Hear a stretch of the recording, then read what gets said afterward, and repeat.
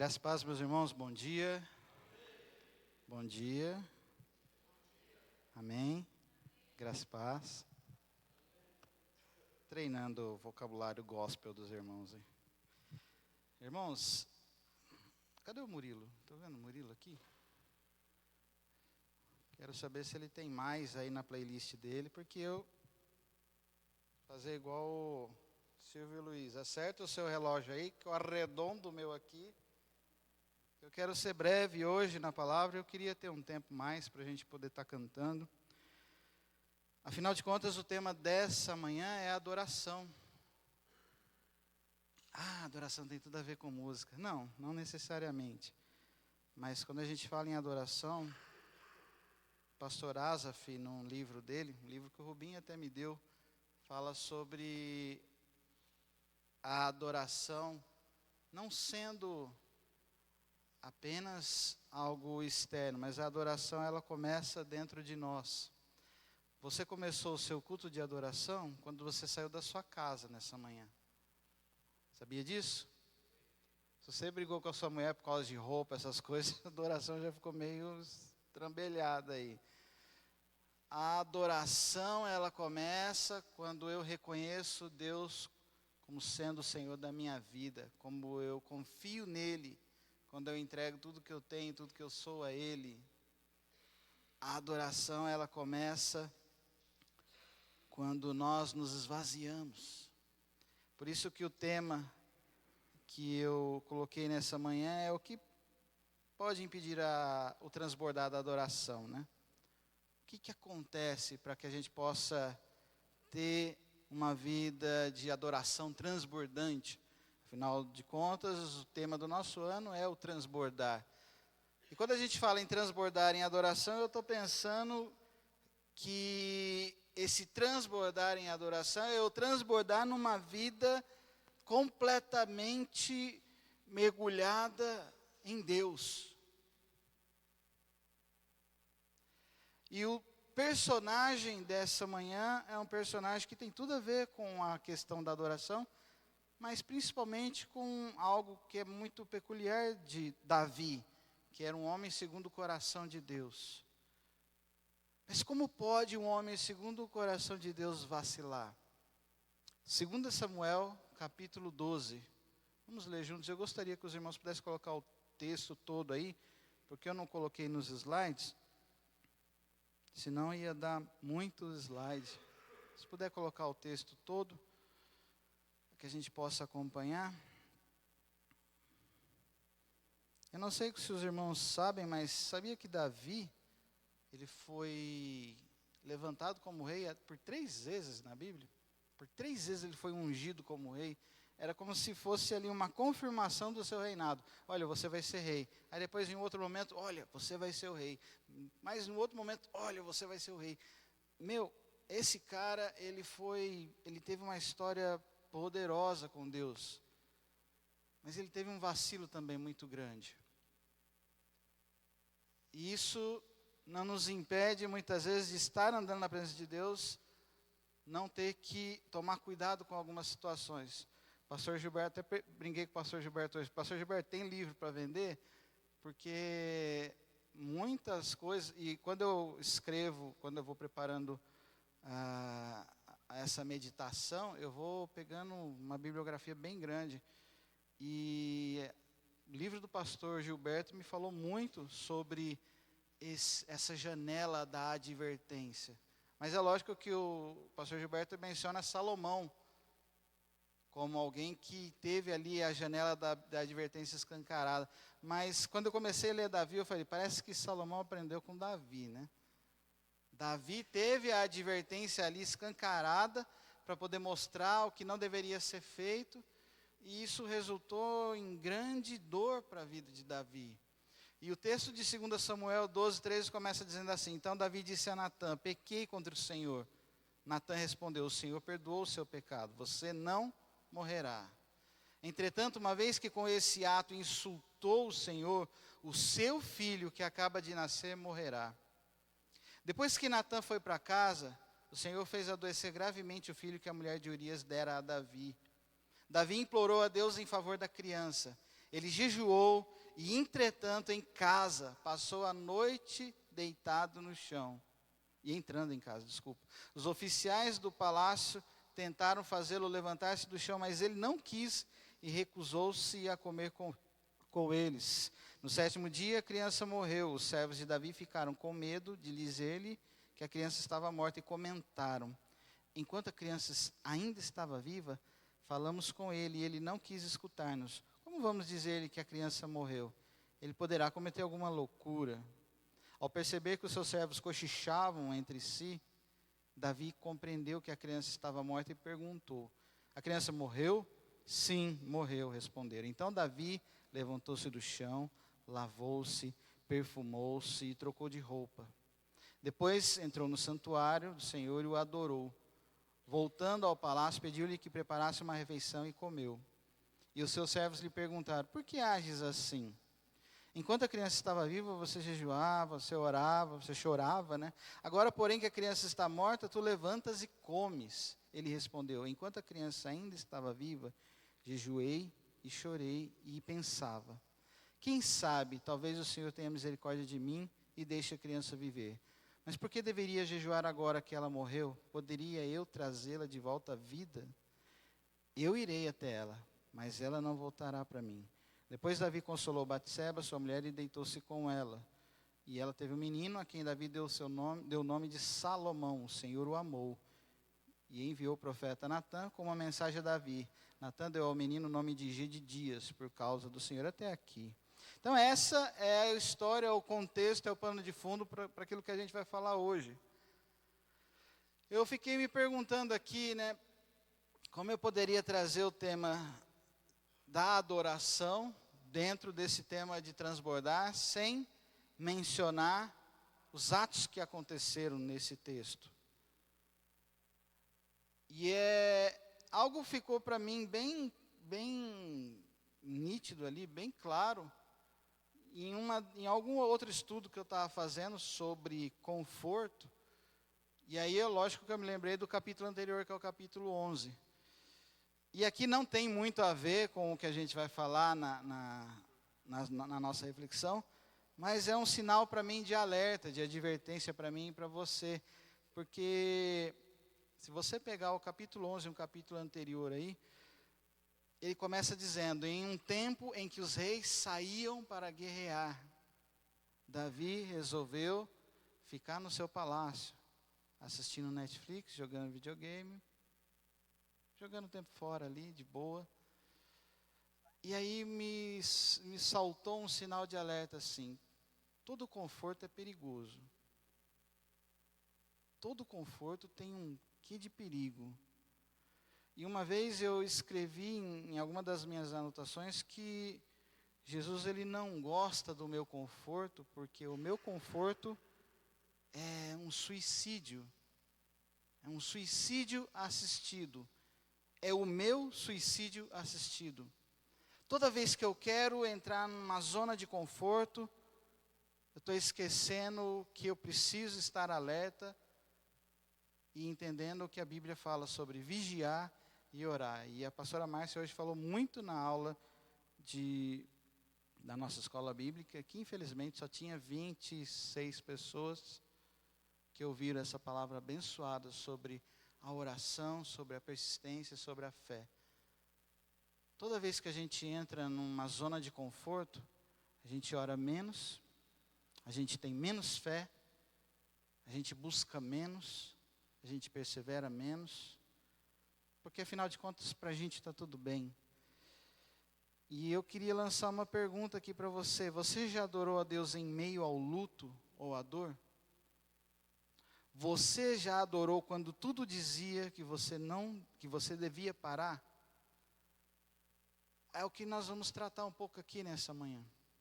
Davi, ele entrou numa zona de conforto e a vida dele desandou de tal forma que aí a gente entra nesse texto.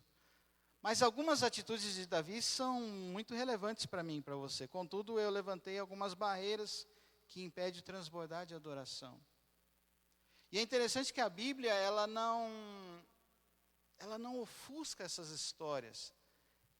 Ela não esconde nada de ninguém, porque a Bíblia, eu vi um autor uma vez dizendo que a Bíblia é como um farol no mar, ali onde ela fica iluminando aqueles perigos rochosos de quando o barco está se aproximando. A Bíblia, ela faz isso comigo e com você. Ela nos alerta. Ela nos alerta de atitudes que nós devemos evitar, que nós devemos correr, que não podemos tomar nas nossas vidas. Por isso é extremamente importante, eu pego aqui a palavra de um pastor que Jonas Madureira chama, que ele estava dando um sermão e ele falava, a coisa mais imbecil, se eu posso dizer essa palavra, é as pessoas acharem que o evangelho tem que ser na simplicidade, pregado na simplicidade. Ele dizia no sentido que eu e você como cristãos, precisamos gastar tempo em leitura da palavra de Deus.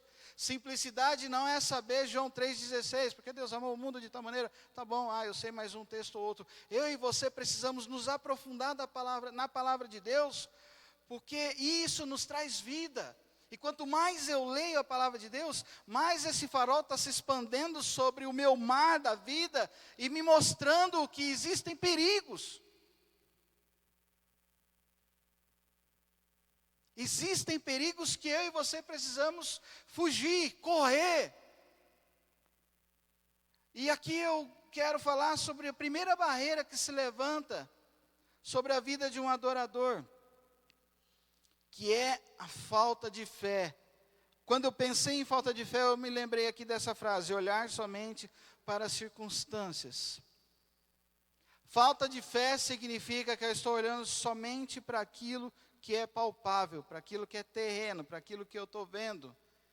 Quando a gente sabe que o texto não fala em Hebreus 11, que fé é isso. Mas há uma atitude de Davi aqui que chama atenção nesse texto. Davi orou enquanto havia possibilidade do seu filho viver. E fica a pergunta para mim e para você, o quanto nós temos orado enquanto existe possibilidade de que algo aconteça?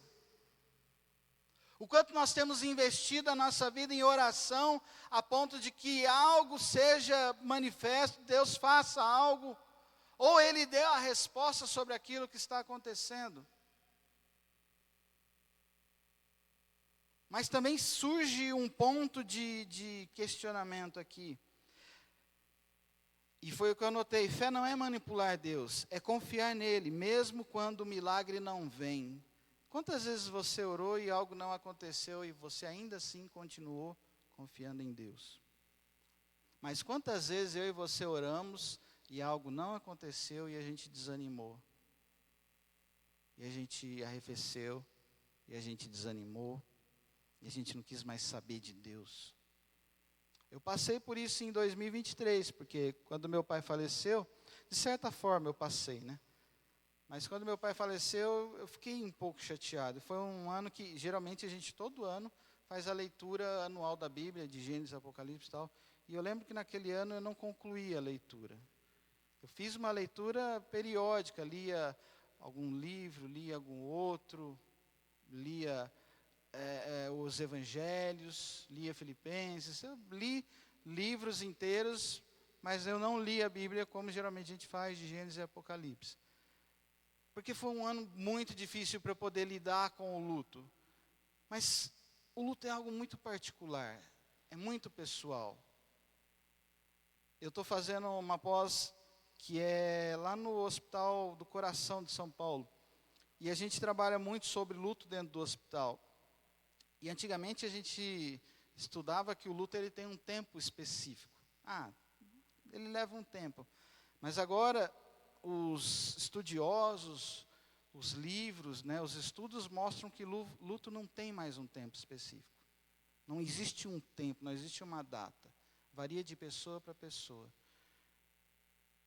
E isso eu estou falando de um luto trabalhando dentro do hospital. Mas luto a gente vive quando a gente perde um emprego. Luto a gente vive quando um amigo vai viajar e não está mais perto. Luta a gente vive quando os nossos filhos saem de casa. Luta a gente vive quando a gente está desanimado na igreja e alguém faz alguma coisa e a gente não quer mais saber de igreja. A gente vive luto todo momento. Por isso que essa pergunta para mim, ela ficou latente aqui no meu ouvido, na minha cachola. como que eu tenho lidado com aquilo que Deus tem me dado e com aquilo que Deus também não tem me dado?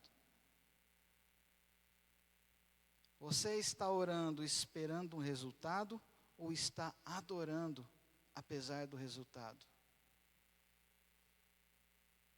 Por isso que eu coloquei essa barreira. Essa é a primeira barreira que se levanta no transbordar da adoração. Mas também tem a atitude do adorador, que faz com que isso mude de ambiente, mude de atmosfera. Que é justamente, confie mesmo sem ver. Aquela pessoa que não entende o que é adoração, ela não tem fé, porque ela não acredita. Ela não tem fé porque essa barreira se levanta, logo ela desanima. Mas o adorador, ele continua confiando, mesmo sem ele ver. Por isso que esse primeiro aspecto aqui que eu trouxe, nessa reflexão, fala sobre a atitude de Davi. Davi não sabia o que ia acontecer. Davi não tinha ideia do que ia acontecer, embora existia uma palavra.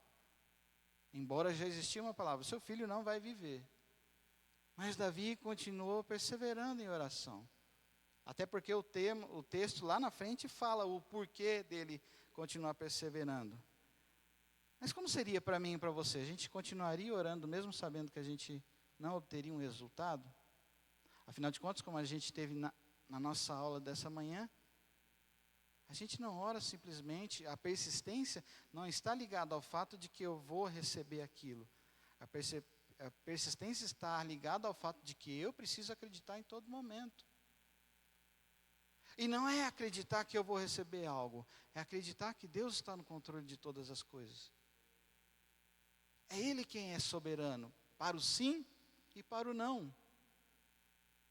Quanto de nós estamos preparados para ouvir não diante daquilo que a gente tem colocado diante de Deus? E quantos de nós temos orado aquilo que é da vontade de Deus para a nossa vida? Ou é a nossa vontade? Ou é o nosso conforto? Muitas vezes eu oro por aquilo que eu quero, para que isso me traga conforto. Por isso que esse primeiro aspecto aqui, ele me trouxe duas reflexões bem importantes, que é a necessidade de dependência. O quanto eu tenho dependido de Deus. O quanto que eu tenho descansado em Deus, sabendo que é Ele quem está no controle, que é Ele quem vai fazer ou não algo acontecer.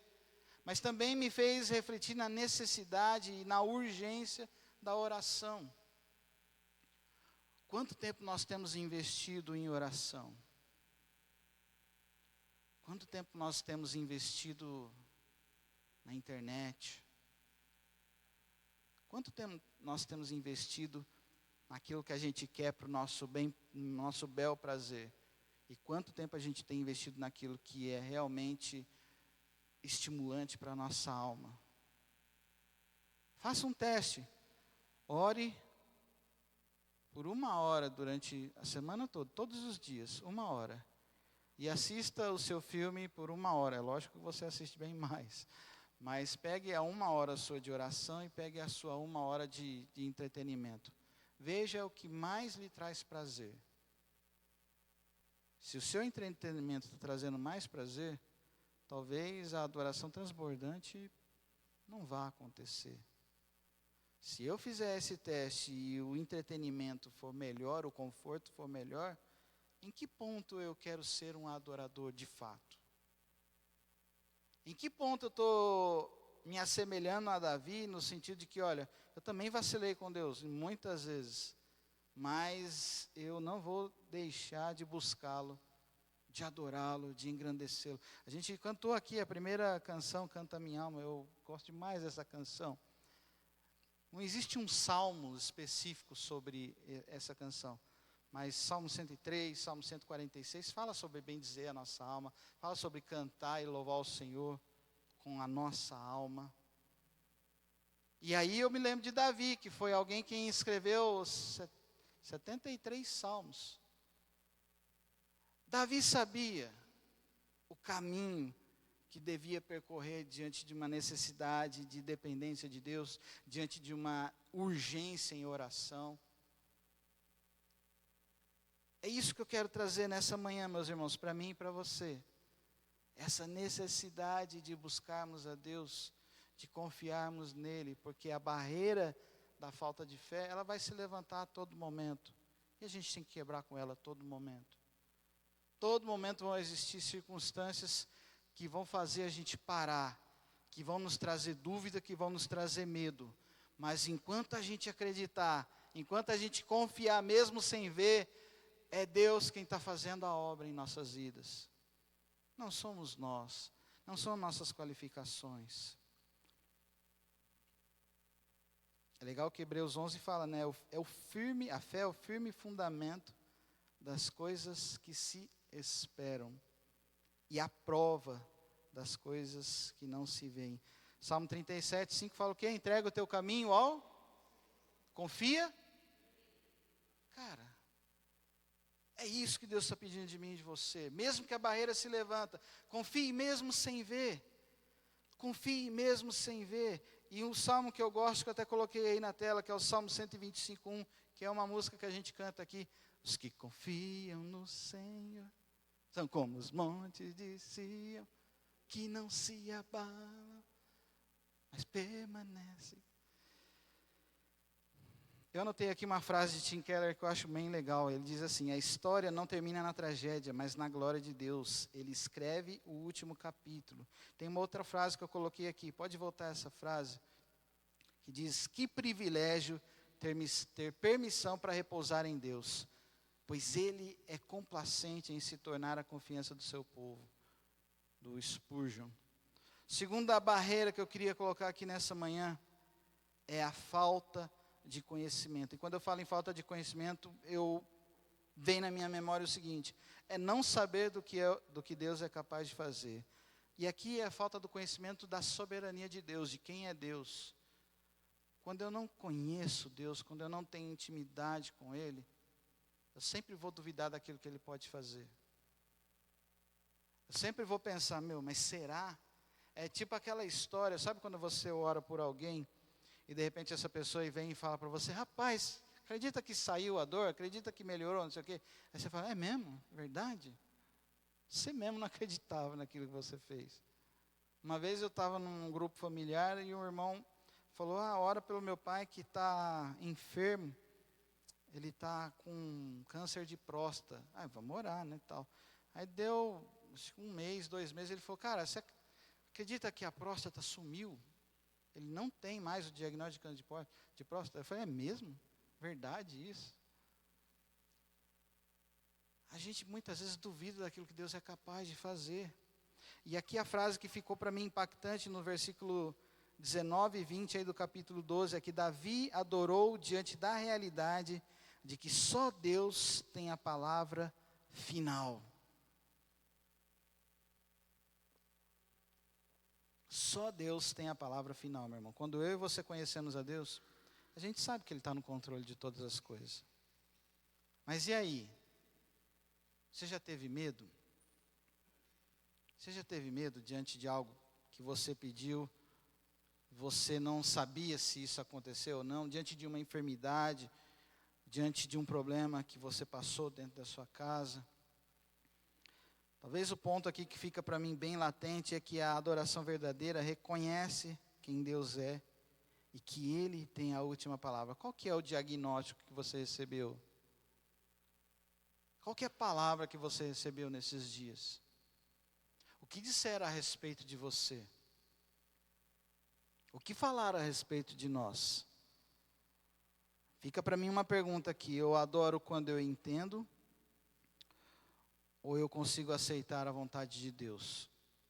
Eu só vou adorar diante daquilo que eu estou vendo? Realmente, Deus fez um milagre, então eu vou adorar, eu vou na igreja, eu vou cantar, porque tem gente que nem faz isso, infelizmente. Recebe um milagre, a primeira coisa que faz é não vir à igreja. Mas tem gente que vem para agradecer a bênção recebida, o milagre alcançado. Mas depois de algum tempo já desanima. E quando eu estou falando igreja aqui, eu não estou falando simplesmente das 4 paredes. Até porque eu acredito que eu e você somos igreja lá fora também. Mas quando eu venho aqui, eu olho para o meu irmão do meu lado, que é totalmente diferente de mim, e eu consigo caminhar junto com ele, mesmo sendo diferentes. É por isso que a igreja é funcional. Nós viemos aqui para prestar culto a Deus, mas o nosso culto, ele não é só prestado aqui, ele é prestado quando eu e você estamos na fila da padaria. Quando eu e você estamos no supermercado. Quando eu e você estamos no nosso trabalho, na faculdade, na empresa, seja lá onde for.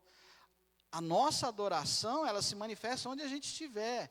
A gente aqui presta um culto, mas muito mais do que prestar um culto, eu estou aqui andando em unidade com o meu irmão, porque a igreja não é um só, igreja somos nós. Então, se você, para mim, chegar um dia e falar, Adriano, eu sou igreja lá no meu trabalho, mas esse negócio de ir à igreja, para mim, não dá muito certo. Eu vou falar, você está fora um pouco do padrão, fora totalmente do padrão, fora completamente do padrão. Porque quando eu estou na igreja, eu vejo que o meu irmão é diferente de mim, e eu ando em unidade com ele. Eu ajudo ele na sua vida espiritual, na sua vida congregacional. Nós andamos juntos, mesmo cada um tendo o seu modo de pensar, o seu modo de agir. Esse irmão aqui é rápido para fazer as coisas, esse irmão aqui é lento, esse irmão aqui só reclama, esse irmão aqui só adora, fica lá viajando. E isso a gente tem dentro da igreja, e se eu e você não soubermos lidar com essas diferenças, cara, então a gente não entendeu o que é ser igreja. Porque são essas diferenças que fazem a gente ir lá fora e também ajudar as pessoas a entenderem não o que é igreja, mas entenderem quem é Cristo em nós. Essa adoração, ela começa a emanar quando eu e você compreendemos que Deus é soberano sobre as nossas vidas. Deus é muito mais do que uma religião, e isso eu falei numa das escolas bíblicas aqui, também falei para os jovens sábado, quando a gente estava falando sobre transbordar na missão. A minha missão é muito mais além do que a missão do sacerdote e do levita. Eu tenho a minha religião, eu estou caminhando, mas eu estou vendo alguém ali debilitado, quase morto. A minha religião diz que eu devo evitar essas coisas mortas. Mas Cristo dentro de mim, Cristo em mim, faz eu estender o braço para aquele que está desamparado, para aquele que está oprimido. E isso é conhecer a Deus. E por que eu coloquei falta de conhecimento desse perfil? Davi não conhecia Jesus, Davi conhecia Deus. Mas Jesus, lá em Hebreus 1, eu acho, o apóstolo Paulo, através do exemplo de Jesus, ele está falando, muitos na antiguidade conheceram a Deus, através dos seus profetas, através da ação de Deus na vida de muita gente. Hoje nós conhecemos a Deus através do seu Filho Jesus. Então, quando as pessoas querem conhecer a Deus, meu irmão, não é dentro da igreja que elas vão conhecer somente, elas podem conhecer sim, mas ela vai conhecer através da minha vida e da sua vida. Quem é esse Deus a quem nós servimos? Quem é esse Jesus que nós acreditamos? Quem é esse Jesus que estende as mãos, que abençoa, que perdoa, que ama, que diz, olha, vamos, vem comigo, eu vou andar junto com você, você não está sozinho. Quem é esse Deus que nós dizemos que conhecemos, se nós muitas vezes não conseguimos praticá-lo, nem dentro da igreja e nem fora da igreja? Essa é a religião que a parábola do bom samaritano diz. Essa religião é a religião das pessoas que querem seguir uma metodologia, mas se esquecem de que tem gente ferida, gente abandonada, gente que precisa de socorro. E talvez é a pessoa que menos tenha valor que vai fazer isso. Talvez ninguém dê valor em você e em mim, mas Deus dá valor.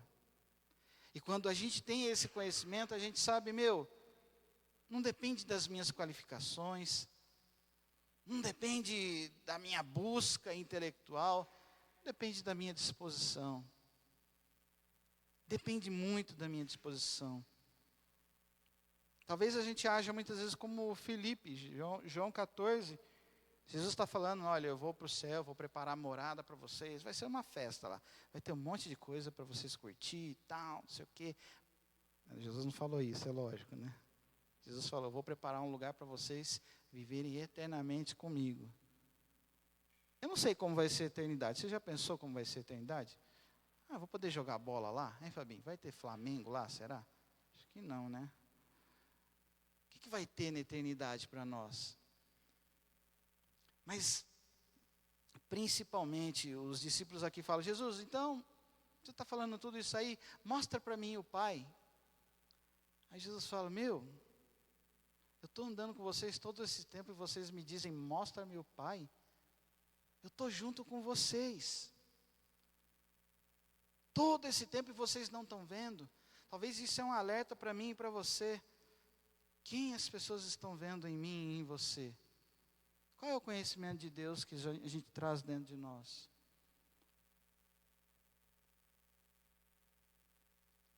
Mas principalmente, quando essa barreira da falta de conhecimento se levanta, é porque a gente não entende o que Deus está fazendo e que Deus tem a última palavra. Essa é a atitude do adorador.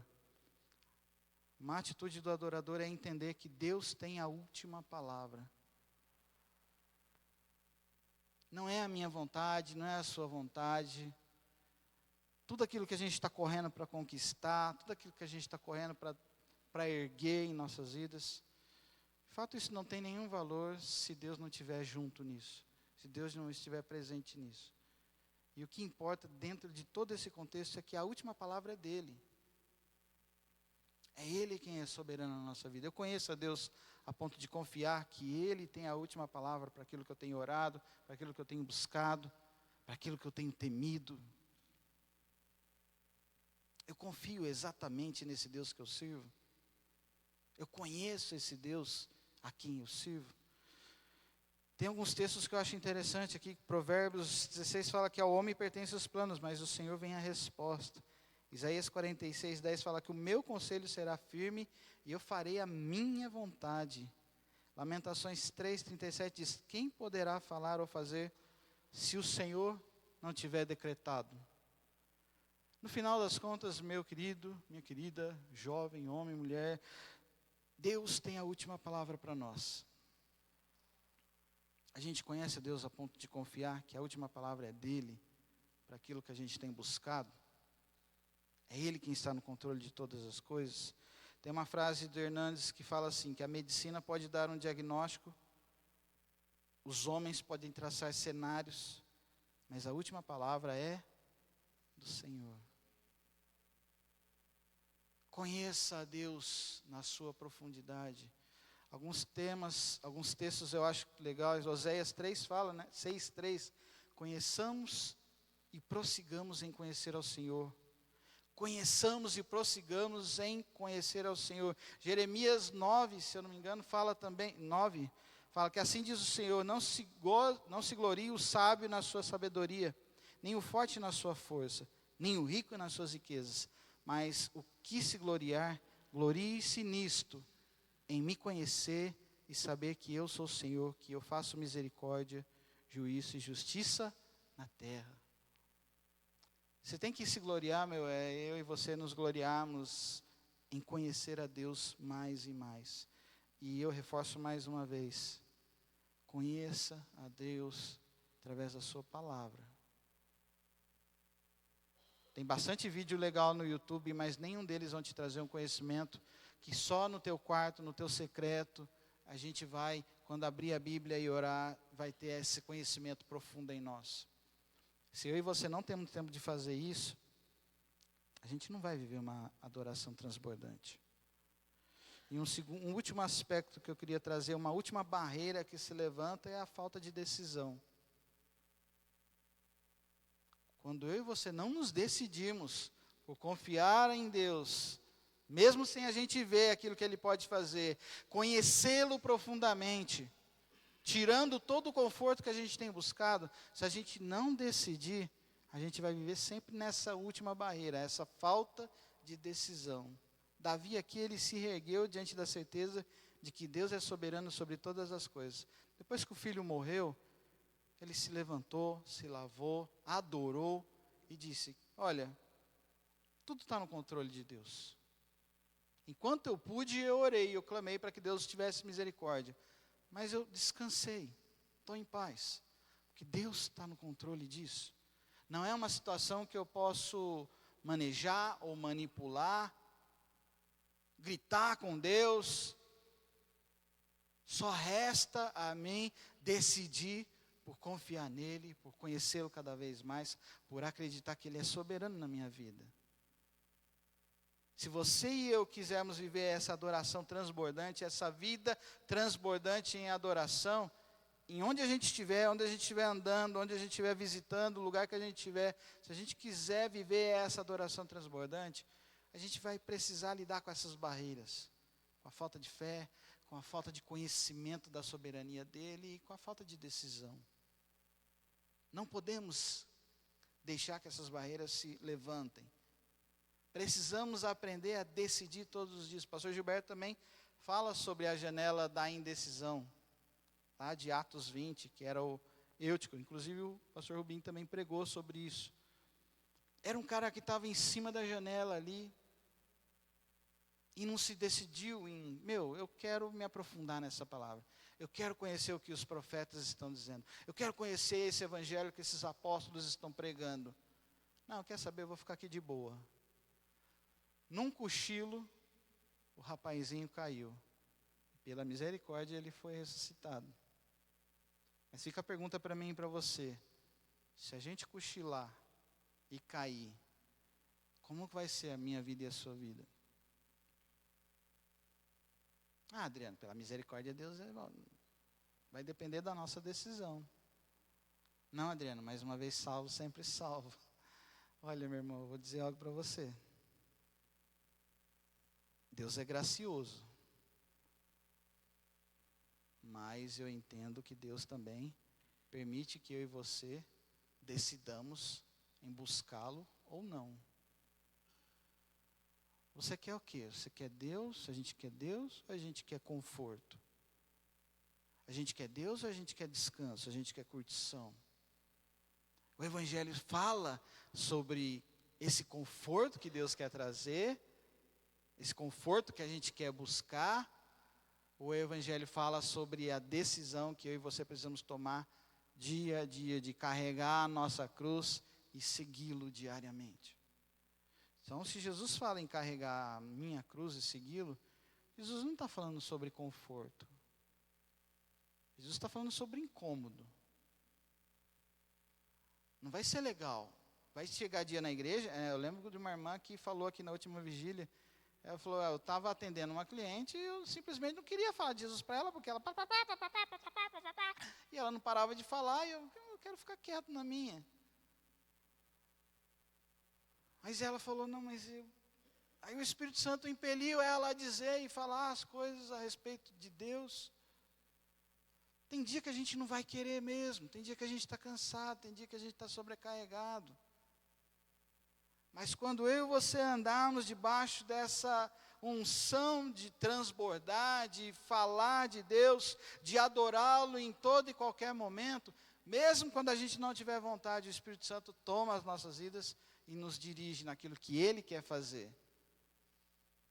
Desde que a gente não deixe que a barreira da falta de fé se levante, a barreira da falta de conhecimento se levante, de que a barreira da indecisão se levante. A gente precisa decidir todos os dias por buscar a Deus. Decidir por estar mais próximo dEle, mesmo que as situações sejam difíceis. A dor não pode nos paralisar. A adoração exige decisão. Adorar é decidir. Adorar é se entregar por completo a Deus. E eu entendo aqui que essa pergunta ela faz muito sentido para mim. Você já decidiu adorar mesmo quando não tem vontade?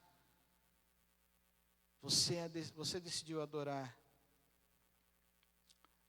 mesmo quando você está em sofrimento? Como tem sido isso para mim e para você?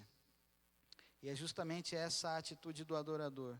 É escolher adorar em meio à dor, em meio às dificuldades, em meio aos problemas que tem passado. Porque esses problemas que a gente tem passado, eles vão acabar. Todos eles vão acabar. Porque na eternidade com Cristo, a gente não vai precisar mais se importar com esses problemas.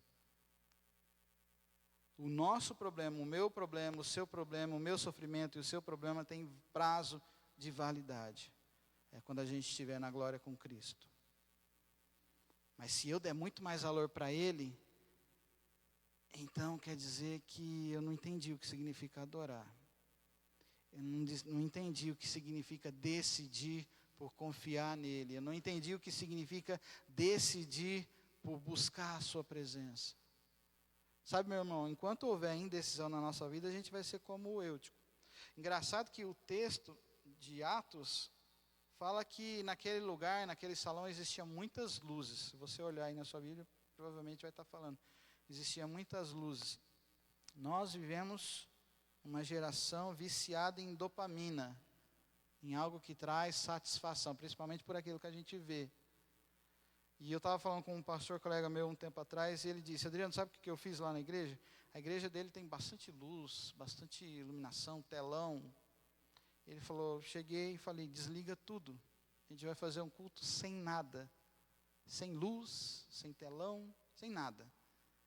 E aí o pessoal entrava, o que aconteceu? Por que está assim? Nossa, está estranho. Está feio, né? Não tem luz, não tem... Nós somos uma geração que precisa de estímulo visual. Talvez Eutico ali, com aquele tanto de luz, ele não conseguiu se decidir pelo Evangelho. Ele só ficou vislumbrado com aquilo que ele queria. E, na verdade, eu poderia até ir mais profundo aqui. Não existe uma falta de decisão. Talvez o que exista é a gente decidir pelo nosso conforto, mas não se decidir por Jesus em nossa vida. E Jesus não é conforto, Jesus é confronto, Jesus é incômodo, mas Jesus é vida. Amém? Quero convidar você a fechar os seus olhos. A conclusão é que transbordar em adoração é um transbordar de fé, do conhecimento, de decisão. Mas se falta fé, se falta conhecimento da soberania de Deus, e se falta decisão, não há o transbordar da adoração. Por isso, confiar mesmo sem ver, entender que Deus tem a última palavra e escolher diariamente adorar a Deus, quais sejam as circunstâncias, são atitudes que nos firmam e nos fortalecem na caminhada rumo à eternidade com Cristo. Quero convidar você a colocar a sua vida diante de Deus. Se você tem lidado com essas barreiras, ore ao Senhor nessa manhã e peça, Senhor, eu não quero mais viver nessa falta de fé. Senhor, eu quero me aprofundar no conhecimento de quem és Tu, da Tua soberania, da Tua palavra. Senhor, me ajuda a decidir por Te buscar todos os dias, a não buscar o meu conforto, a não buscar a minha vontade, a não buscar os meus prazeres. Senhor, me ajuda a decidir por mais de Ti todos os dias. Como aquela canção que muitas vezes a gente cantou aqui já. Perto quero estar junto aos Seus pés, pois prazer maior não há do que me render e Te adorar. Tudo que há em mim eu quero Te ofertar, Senhor. Eu sei que ainda é pouco, se comparado àquilo que o Senhor deu na minha vida. E o Senhor já não me chama mais de servo, o Senhor já me chama de amigo. Senhor, eu Te louvarei, não importam as circunstâncias. Te adorarei, Senhor. Que você e eu possamos nessa manhã adorar o Senhor em espírito e em verdade. Não adorar por causa de uma religiosidade, por causa de um padrão religioso, mas adorá-lo com o nosso coração transbordante. A adoração transbordante faz com que eu e você alce voos mais altos.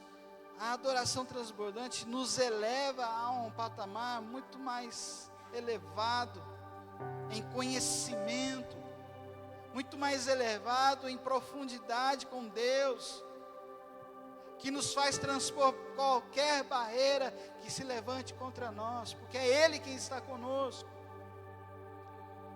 Ajuda-nos nessa manhã, Senhor, a compreender a Tua palavra, Senhor.